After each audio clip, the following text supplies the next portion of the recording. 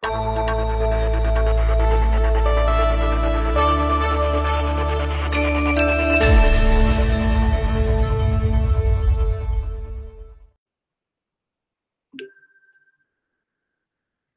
sejahtera saya ucapkan kepada semua yang mendengar pembentangan saya pada hari ini. Saya Cikgu Sherilyn Kang daripada SMK Pujut akan membentangkan kajian tindakan saya yang telah saya jalankan bersama dengan pelajar-pelajar saya, kumpulan sasaran pelajar saya, iaitu tentang kemahiran berfikir aras tinggi, KEBAT, pengaplikasian teknik sabar dalam menjawab soalan bentuk mengaplikasi dan menilai dalam subjek sejarah. Berdasarkan kepada refleksi pengajaran dan pembelajaran pada masa lalu, saya dapat melihat bahawa pelajar kurang berminat dalam subjek sejarah kerana menurut tanggapan mereka, subjek sejarah ini merupakan satu subjek yang membosankan kerana banyak perlu menghafal. Ya, tidak dinafikan perkara itu. Okey.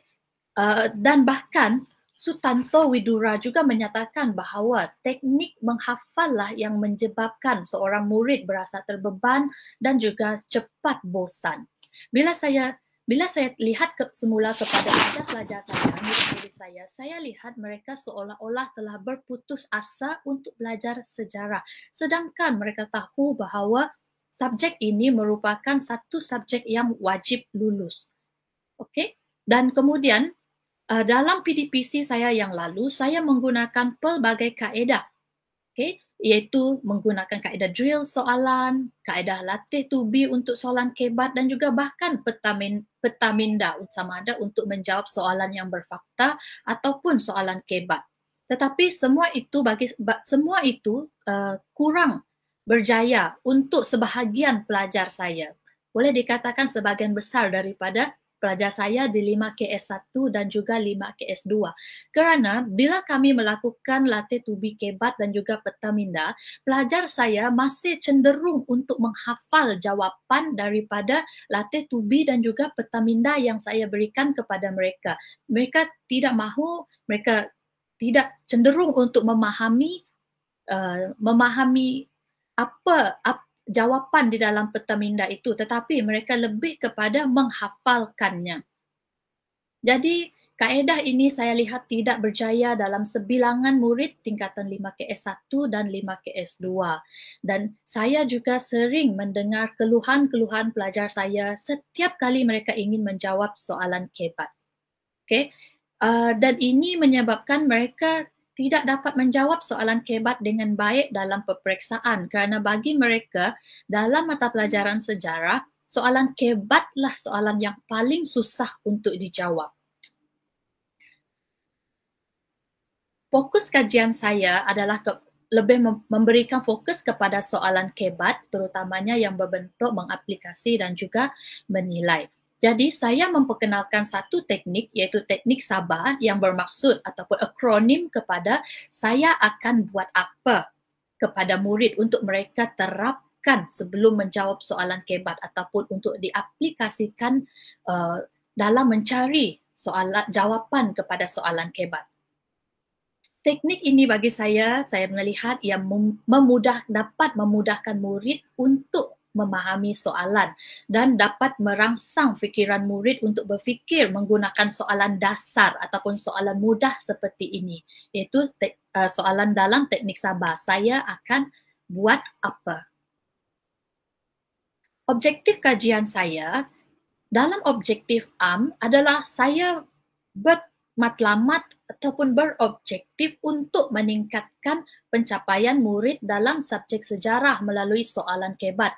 Kerana bila kita lihat bahawa dalam peperiksaan SPM, kita melihat bahawa soalan KEBAT memperuntukkan markah yang tinggi dalam setiap soalan. Contoh dalam soalan struktur memperuntukkan maksimum 4 markah dalam soalan KEBAT. Manakala dalam soalan esei, minimumnya adalah 6 markah dalam soalan esei ataupun maksimum kadang-kadang mencapai 8 markah untuk soalan KEBAT. Okay. Kemudian objektif khusus kajian saya adalah untuk mengelakkan pelajar meninggalkan soalan kebat yang berbentuk, terutamanya yang berbentuk mengaplikasi dan juga menilai. Dan yang kedua, mengelakkan murid daripada terpesong dari landasan kehendak soalan. Kerana ada juga pelajar saya yang saya lihat, apabila soalan menanyakan dari perspektif contoh, saya berikan contoh perspektif sebagai pemimpin, ada pelajar yang masih meletakkan jawapan mereka dengan meletakkan diri mereka sebagai seorang pelajar. Ini sudah menyalahi kehendak soalan. Kemudian yang ketiga sudah tentu untuk saya menguji keberkesanan teknik Sabah ini dalam kalangan pelajar saya di 5KS1 dan 5KS2. Kumpulan sasaran saya adalah 23 orang murid dari 5KS1 dan 5KS2 yang gagal menjawab soalan kebat dengan baik. Maknanya mereka menjawab soalan kebat tetapi gagal menjawab dengan baik yang menyebabkan mereka tidak mendapat markah ataupun mendapat minimum markah. Dan yang kedua ialah murid yang tidak menjawab soalan kebat. Maknanya pelajar saya yang langsung tidak menjawab soalan kebat, meninggalkan ruangan kosong dalam soalan itu. Apabila pelajar melakukan ini, iaitu dia tidak menjawab soalan kebat, saya melihat ini merupakan satu kerugian besar bagi pelajar dan boleh merisikokan mereka untuk gagal dalam peperiksaan. Dalam pelaksanaan kajian ini dilaksanakan sejurus selepas saya memeriksa peperiksaan ujian pentaksiran pertengahan tahun semester 2 2021 diperolehi. Okay, dari sana apabila saya melihat akan keputusan ini, saya dapat merasakan yang saya perlu melakukan sesuatu untuk meningkatkan prestasi pelajar saya. Kajian tindakan ini berlangsung dalam tempoh masa lebih kurang sebulan. Okay. Penilaian akhir pula akan diperoleh daripada keputusan pra-SPM 3 yang telah kami jalankan secara bersemuka pada November tahun 2021. Tinjauan masalah. Hasil pemerhatian terhadap kertas jawapan murid saya melihat bahawa ramai murid saya yang masih tidak berjaya menjawab soalan kebat dengan baik dan murid yang meninggalkan soalan kebat. Jadi saya membuat satu temu bual secara santai bersama dengan pelajar saya tentang apa permasalahan yang mereka hadapi sehingga menyebabkan mereka tidak berjaya menjawab soalan kebat dan lebih kritikal lagi apabila mereka meninggalkan soalan kebat. Jawapan yang mereka berikan kepada saya adalah mereka mengatakan jawapan itu tidak ada di dalam buku teks ataupun buku rujukan. Jadi mereka tidak dapat melakukan ulang kaji.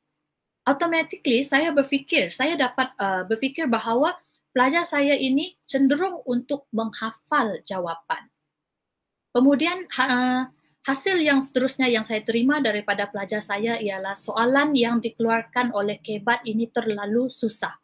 Mereka tidak mampu berfikir apabila soalan itu adalah memerlukan mereka menjawab dari perspektif individu lain ataupun dalam situasi yang diberikan oleh soalan. Itu yang menyebabkan mereka rasa susah untuk menjawab soalan kebat ini.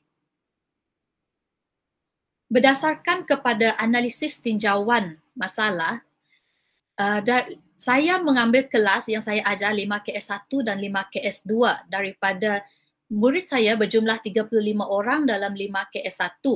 Ada 5 orang yang gagal untuk menjawab soalan kebat dengan baik, maknanya mereka menjawab, ini adalah kumpulan yang menjawab tetapi tidak menjawab dengan tepat.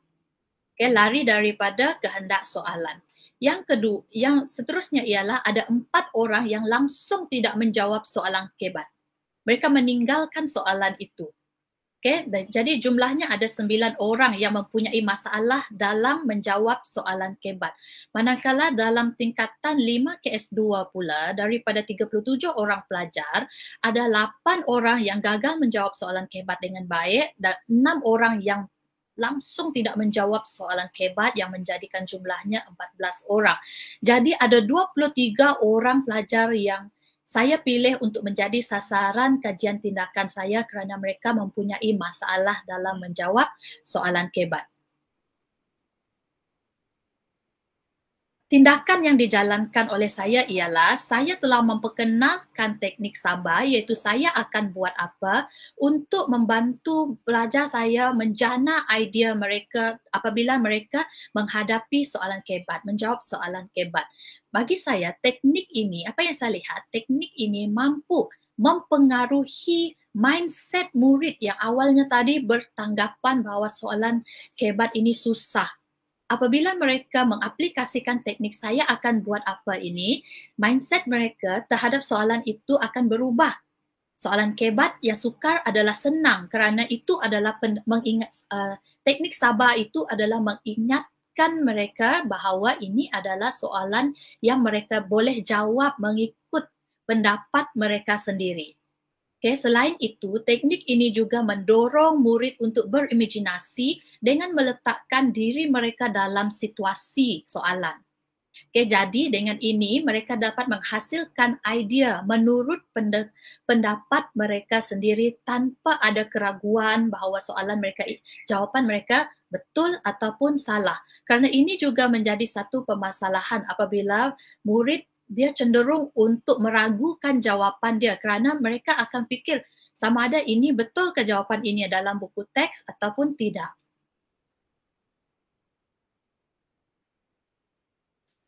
Pelaksanaan tindakan dan pemerhatian guru iaitu saya telah memberikan sebelum saya menjelaskan tentang teknik ini kepada pelajar saya terlebih dahulu memberikan penjelasan tentang asas untuk menjawab soalan kebat iaitu saya menekankan tentang kata tugas dan kehendak soalan. Okay, jadi pelajar saya kurang ada masalah sudah berkaitan untuk mengenal pasti kata tugas dan kehendak soalan. Kemudian, saya memberikan contoh soalan kepada murid. Ini adalah antara tiga contoh yang saya pernah gunakan kepada pelajar saya.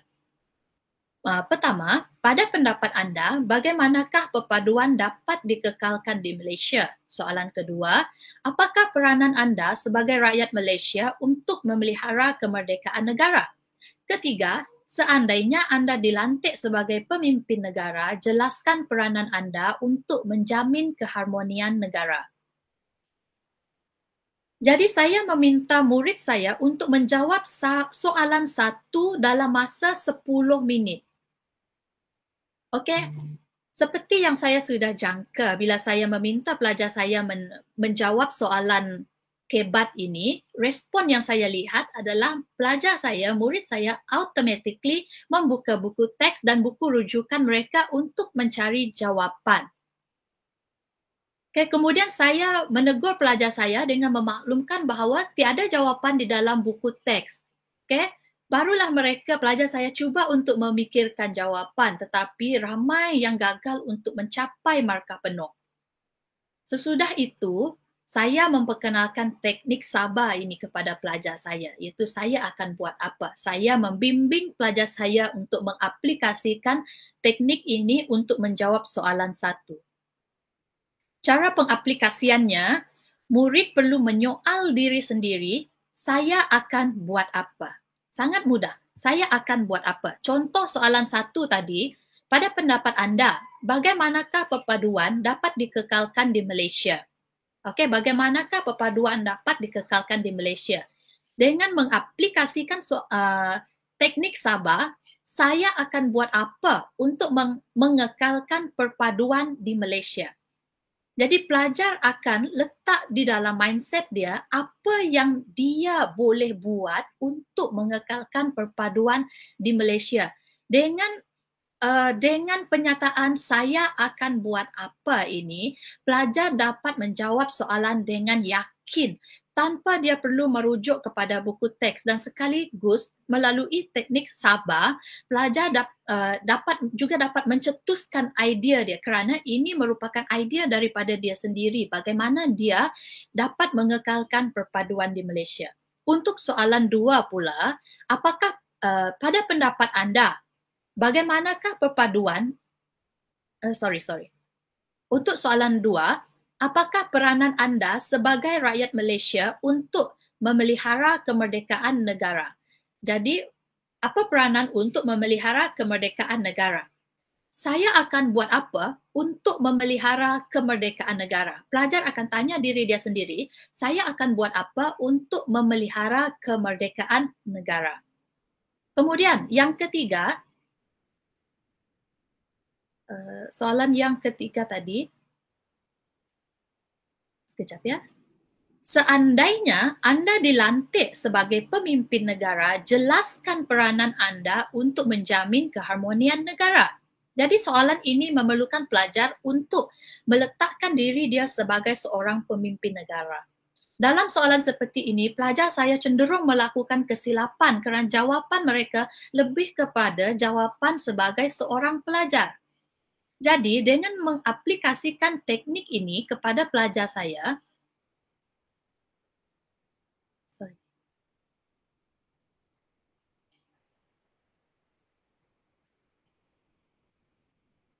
Okey, dengan mengaplikasikan teknik ini kepada pelajar, mereka akan menggunakan teknik ini seperti ini. Saya sebagai pemimpin negara akan buat apa untuk menjamin keharmonian negara. Okey, mula-mula dia akan letakkan diri dia sebagai pemimpin negara dengan menyatakan saya sebagai pemimpin negara akan buat apa untuk menjamin keharmonian negara. Ada dua perkara yang dapat pelajar terima melalui teknik ini dalam soalan seperti ini. Satu, mengingatkan dia untuk meletakkan bahawa sekarang ini diri dia adalah seorang pemimpin negara. Okey, yang kedua akan buat apa? Ini akan mencetuskan idea dia sebagai seorang pemimpin negara. Apa yang perlu dia lakukan untuk menjamin keharmonian negara? Okey, jadi teknik sabar ini, melalui teknik sabar ini, murid dapat memberikan jawapan mengikut pendapat mereka sendiri. Tanpa perlu merasa risau lagi sama ada betul atau salah jawapan dia jika dia berdasarkan buku teks. Kerana soalan seperti ini tidak semestinya berdasarkan buku teks. Itu yang saya mahu pelajar saya sedar. Okay, dan saya menjalankan kajian ini dengan memberikan latihan dan bimbingan yang berterusan kepada murid agar mereka dapat mengingat dan memantapkan penggunaan teknik ini dalam menjawab soalan kebat sama ada pada masa akan datang ataupun apabila mereka menduduki peperiksaan. Hasil daripada kajian saya itu dalam refleksi kajian saya, daripada 23 orang pelajar tadi, sekarang ini kita dapat melihat berlaku penurunan walaupun tidak banyak tetapi ada penurunan daripada jumlah pelajar yang gagal untuk menjawab soalan kebat. Kita berbalik kepada sebelum sabar ini dilaksanakan tadi. Ada 13 orang yang gagal menjawab soalan kebat. Kini ada 10 orang iaitu kurang 3. Sudah turun 3 orang. Okey, yang paling saya suka keberkesanan teknik sabar ini adalah sekarang ini kita dapat lihat bahawa tidak ada seorang pun pelajar yang tidak menjawab soalan kebat. Perkara ini sangat menggembirakan saya. Walaupun masih ada pelajar yang gagal menjawab soalan kebat, but at least mereka mencuba, sekurang-kurangnya mereka mencuba untuk menjawab soalan kebat. Okay, mereka tidak lagi meninggalkan ruangan kosong dalam peperiksaan mereka pada pra-SPM 3 dan saya berharap agar trend ini berterusan sehingga mereka menduduki peperiksaan SPM.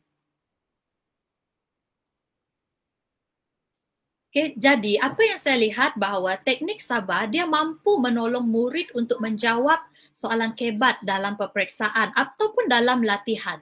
Okay, murid cuba menulis jawapan dalam setiap soalan kebat. Walaupun kurang berjaya tetapi saya suka apabila mereka cuba untuk menjawab soalan kebat.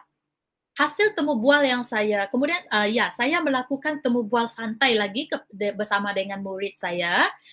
Apa yang saya perolehi daripada jawapan mereka, pendapat mereka adalah mereka mengatakan bahawa mereka lebih yakin untuk menyatakan pendapat mereka terhadap kehendak soalan kerana sekarang mereka sedar bahawa Soalan kebat tidak semestinya berasaskan buku teks dan juga buku rujukan, tetapi adalah jawapan yang perlu difikirkan sendiri. Kemudian yang saya terima juga, mereka mengatakan bahawa mereka tidak lagi stres untuk menghafal jawapan. Dan mereka tidak takut untuk menjawab soalan kebat yang sebelum ini mereka anggap sukar. Kerana apabila mereka mengaplikasikan teknik ini, mereka dapat mencetuskan idea. Mereka dapat mencetuskan idea dengan menggunakan satu soalan dasar yang begitu mudah, iaitu saya akan buat apa sekiranya ditanya di dalam situasi soalan kebat itu. Walaupun ada pencapaian atau ada kejayaan yang dicapai dalam teknik Sabah ini, namun saya juga dapat melihat masih ada kelemahan soal teknik Sabah ini.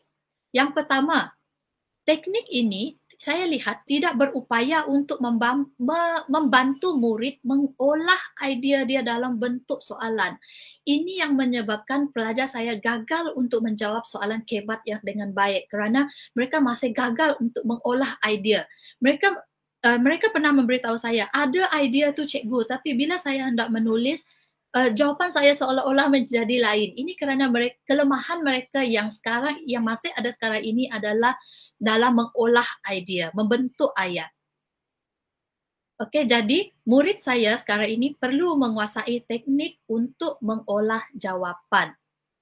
Maksud apabila saya membaca jawapan mereka, maksud yang mereka ingin sampaikan itu tidak sampai kepada saya ataupun mereka menulis ayat yang tergantung. Dan teknik Sabah ini tidak mampu menghalang murid untuk tidak menulis jawapan dalam bentuk poin. Dalam peperiksaan yang lalu, masih ada pelajar saya yang menulis jawapan dalam bentuk poin. Ini yang menyebabkan markah mereka terpaksa dipotong. Jadi, untuk cadangan kajian yang seterusnya, saya akan meletakkan fokus kajian tindakan yang seterusnya untuk membantu pelajar saya mengolah ayat yang mudah, ayat yang agar dapat difahami oleh pemeriksa. Bagi saya, mengolah ayat mudah itu, yang mudah, yang simple, lebih baik daripada mengolah ayat yang berbunga-bunga, yang complicated tetapi tidak difahami. Okay, jadi fokus saya akan cuba untuk membantu pelajar saya mencipta satu teknik lagi untuk membantu pelajar saya mengolah ayat yang mudah. Jadi saya bercadang untuk berkolaborasi dengan guru bahasa Melayu yang ada di SMK Pujut untuk memikirkan satu teknik yang berkesan yang dapat membantu pelajar saya mengatasi masalah dalam mengolah ayat dan juga mengembangkan idea mereka. Itu saja daripada saya. Sekian, terima kasih.